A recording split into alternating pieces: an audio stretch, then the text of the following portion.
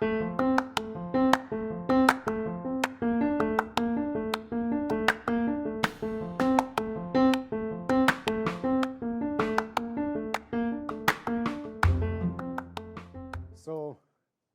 the title that I ended up coming up with for this is Balancing the Fair and the Fast.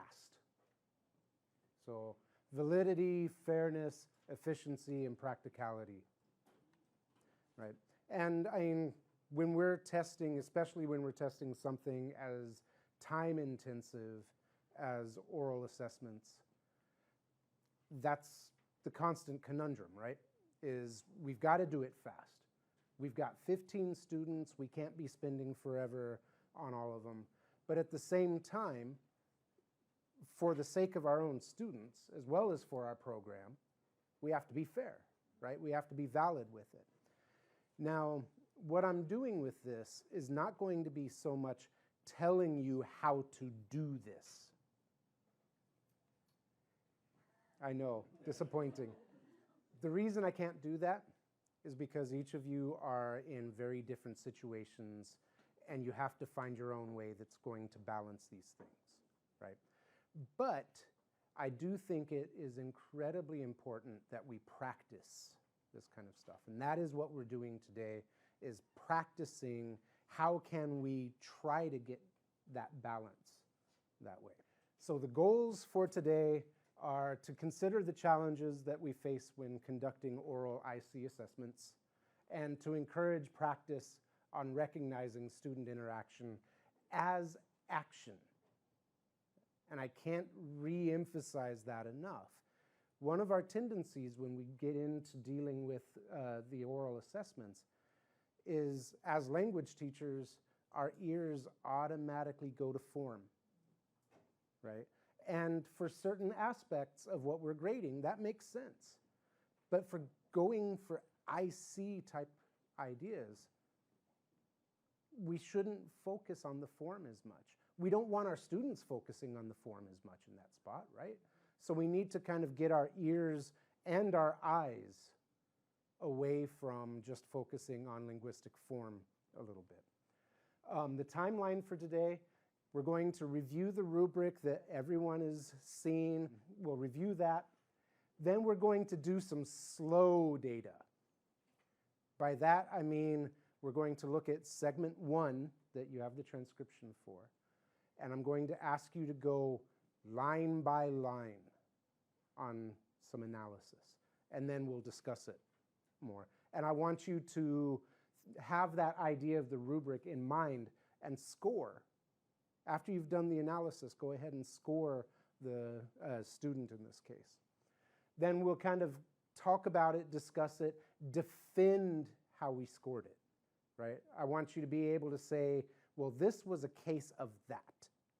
And we kind of look through it deeply that way. Part 2 is some fast data. We'll look at segment 2, not the line-by-line, slow, deliberate version, but something a little bit more akin to what you have to do each time that you're looking at this kind of data. And again, be able to defend why you're scoring it in the way that you're scoring it. So, kind of reviewing the rubric, we've got questions of expanding on the topic through commenting and asking questions, sharing experiences related to the topic of the conversation, expanding on the student's own response without being prompted, right? So there's a little bit of initiative here that we expect of the students, right?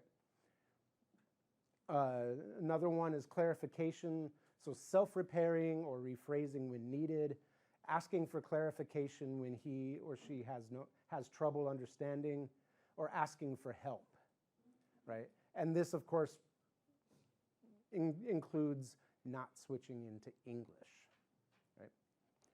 And then the third area being participation, taking the floor on his or her own initiative, resolving silences, and using an appropriate expression to react to what is being said. So we're going to take a look at some data. This is just under a minute. Both of these bits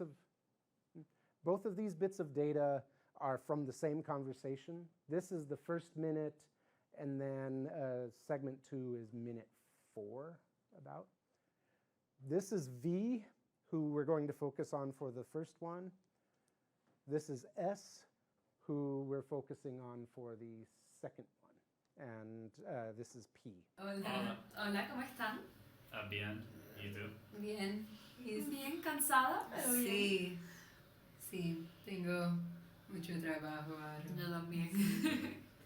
Brown tiene su fiesta pública este fin de semana y yo estoy un head caregiver. No, ¿cómo se dice head caregiver? Tiene que ser la persona encargada de asegurar que todo el mundo esté bien. Sí, sí, así tengo mucho trabajo ahora. Brown Public es Bacchanali. Sí, Bacchanalia es una fiesta muy grande. Me he visto el toga. Sí, Toga. te tienes que poner la toga. Okay. So let's just kind of go through the data as a group a little bit. And I've marked up here, bit by bit, some things that I've noticed. So in this first 10 lines or so, well, first off, how would you characterize the up to line 9? How would you characterize the action? What is it? Greeting, right? It's opening, it's greeting. Anyone notice anything that stuck out for them here? V initiates line 6. Mm-hmm. We seem to have a little bit of challenge or trouble going on here, right? Because V isn't able to finish up. I would say that's probably an artifact of it being a 3-person conversation, right? That you run into difficulties with these kind of adjacency pairs and especially second pair parts in these spots. So we've got the greeting sequence, both S and V respond. And P answers, good, tired, but good. Anyone have anything to say about line 9? Muy bien, cansada, pero bien. Sí. Participation, showing listenership. Okay, showing listenership. She's anticipating that she's going to start to say something. Okay, good. Or asking for the floor in order to. It certainly takes, it's a floor-taking move, but does anybody have anything kind of see this as perhaps problematic in any way? Well, she looks at the camera.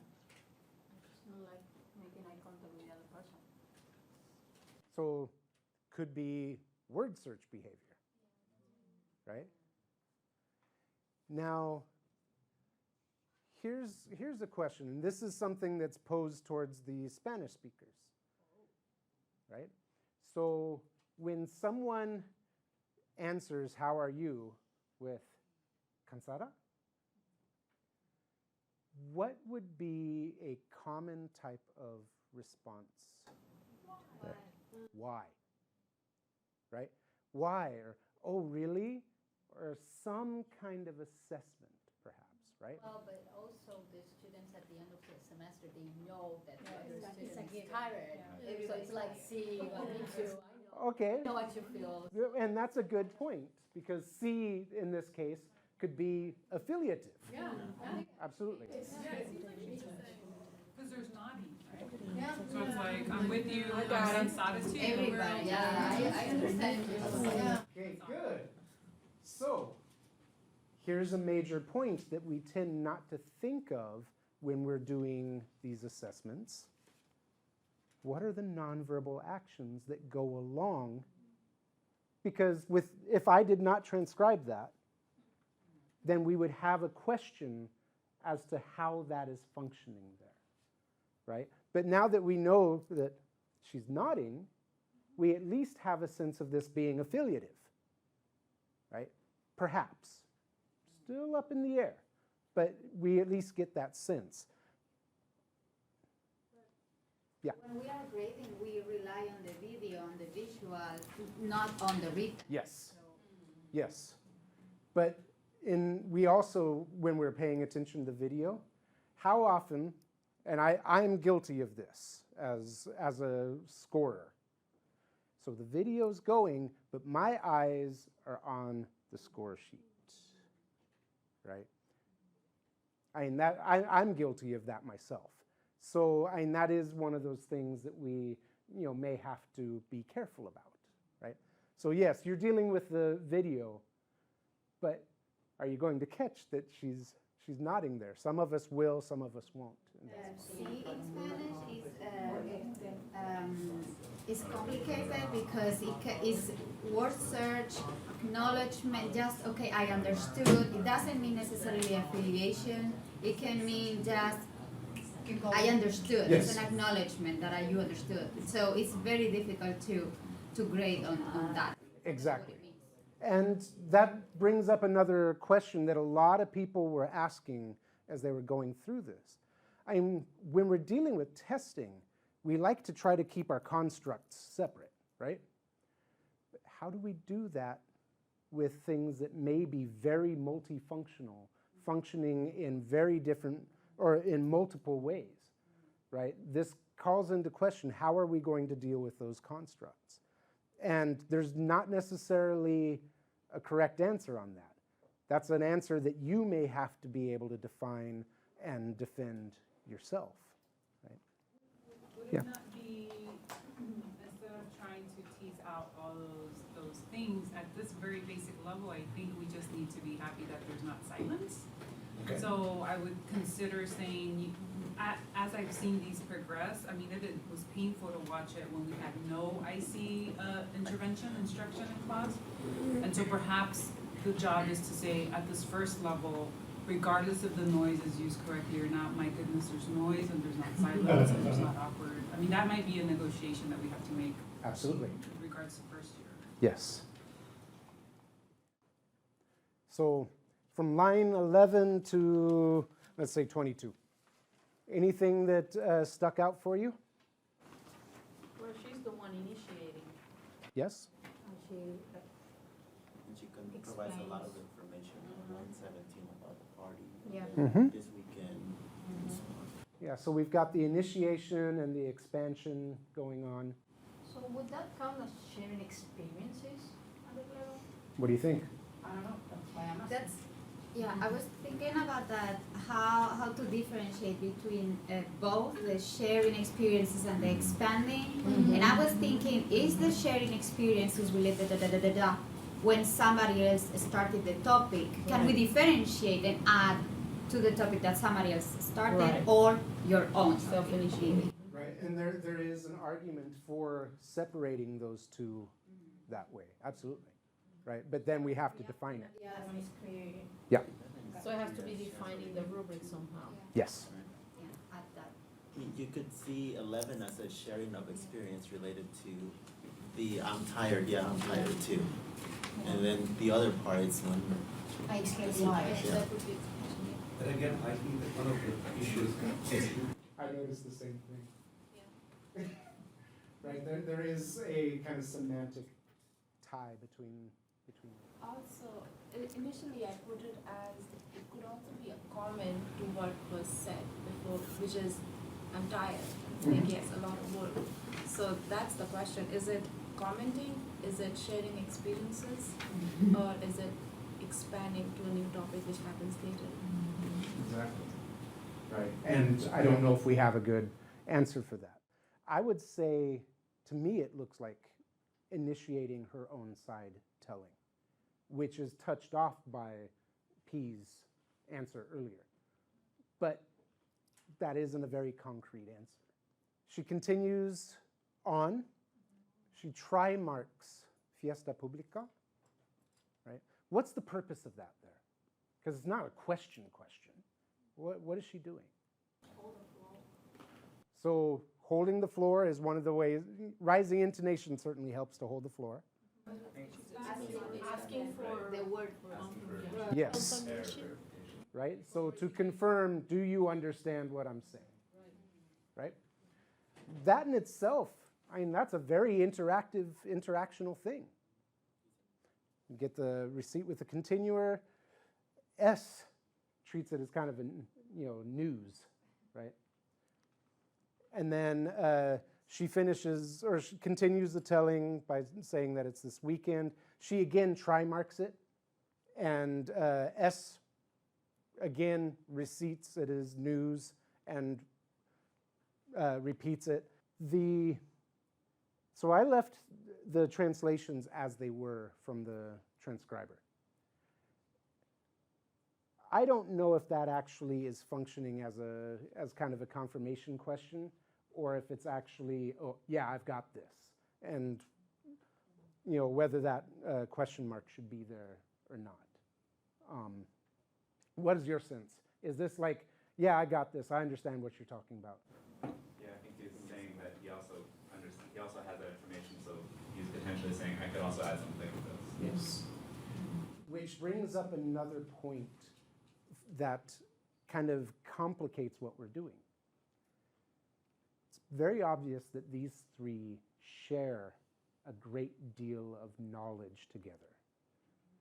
And when you share a lot of knowledge and you share a background, that makes these conversations go smoothly. And when you've got a bunch of people who don't, especially if you have someone who's a little bit shyer and doesn't like to jump into conversations that way, then that could cause issues there, right? From 24 to about 35, any noticings? She expands, but then she also begins to do self-repair, but then seeks the help from another person to actually complete the turn. Is this English code switch here a no-no? You would accept this English here? I personally would, yeah. Seems natural to. It seems fair to accept it, right? Because circumlocution might be quite difficult at this level. Also, the title is made of English. Yeah. Yeah, exactly. I'm a teacher. It's like head caregiver is an option. No, I was going to say a similar thing. Yeah.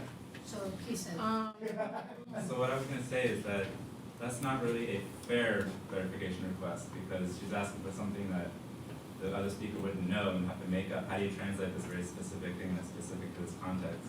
So I don't know, it's kind of unfair for her to ask for that clarification, or for that repair. But oftentimes, I think she asks for that because we kind of instruct them that they have to ask for clarification and they have to avoid the English words. So she is trying to make sure that she's following directions at that point. She wouldn't, she's a student, she probably wouldn't do that if she was not being recorded at that point and she knew that she would be evaluated. Yes. For that interaction. Okay, so two things, and she just said she's being a student. Okay, so do we want to grade them as a student or as if we would compare to a native speaker? That's my first question. Yes. The second one says here, clarification, student tries to solve communication problems without resorting to English. So do we need to review this? that ends up being the question, right? What Because code the other switches count as okay and which code switches? I think in that part what we were looking at is that instead of saying, how do you say caregiver in Spanish, she uses como se dice caregiver. So when you have the actual word that you need, that is acceptable. Okay, but she could have done a circumlocution of caregiver in Spanish and tried to explain the word without resorting to English, because that's what it says here. Yeah, I get what you mean, but not really though, because the whole Bacchanalia party, whatever we're getting to Bacchanalia, is a whole system, a whole conceptual background, if you must know, that is in English. Yes. Like, I wouldn't know how to translate head caregiver either. Persona responsable, chaperón. Because it doesn't exist in Spanish. Exactly. We don't have The Bacchanalia, culturally we it don't doesn't have exist. all that. And I So mean, she might want to explain the concept and then, but she just again, used she's a English. 142. That's what I'm saying, so I Yeah. think the rubric, because what I'm No, thinking I agree with is, you, we are yeah. trying to define this, I mean, I don't think anybody has done anything like this anywhere, And I'm thinking about, what if another teacher comes in and she says, oh, you have such a nice rubric, let me use it. You know, it has to be self-explanatory. So that this person says, oh, but she used English. Oh, no, so then no. Unless absolutely Right? necessary. So I think the rubric needs to be more, I'm trying to narrow. Yeah, it. I mean, the way we've been using it for 142 is that I would penalize the student for not asking the question in Spanish. Exactly. But not for using the word head caregiver. Right. I mean, the student should have said, I'm with you. como se dice head caregiver in Spanish. So they are allowed to use the word that they don't know in English and ask for clarification, but she shouldn't have asked the question in English. That's the I get point, it, right? I'm with Can you. we maybe I totally ask, agree. The problem is with the. So I'm wondering if we could maybe rephrase it and say maybe to solve communication problems without resorting entirely to English. Something like Something like yeah, that. It needs something to be like so the qualified. English is clear that not switching completely to English, Right. but then it would be fine. Or Yeah. you could Trying to say use the word. student tries to resolve communication problems, colon. And then be more specific in the other areas, right? And then have a little line that says, asking for definition of a word in English or something like that. So you don't have that issue of the English being prohibited right Throughout from the the whole beginning. thing, right. So we've got a complicating factor here. And there is a cross-cut between what we need as teachers for things to be valid and how humans interact with documents. There is always an interpretive process with every document, but we see this all the time. We see it anytime any document, any rule gets oriented to, there is an interpretive process. And so as much as we try to specify down that rubric, which as teachers we ought to be doing, but at the same time, no matter how much we do, there's still going to be that interpretive issue. I didn't do a full scoring on this. This is just kind of what I saw out of it, being someone who does not speak Spanish, right? So my score on this would probably be somewhat invalid because there's things that are happening in the Spanish that I'm not necessarily catching. But I mean, this was just kind of my brief kind of gist of what I saw in it. Okay.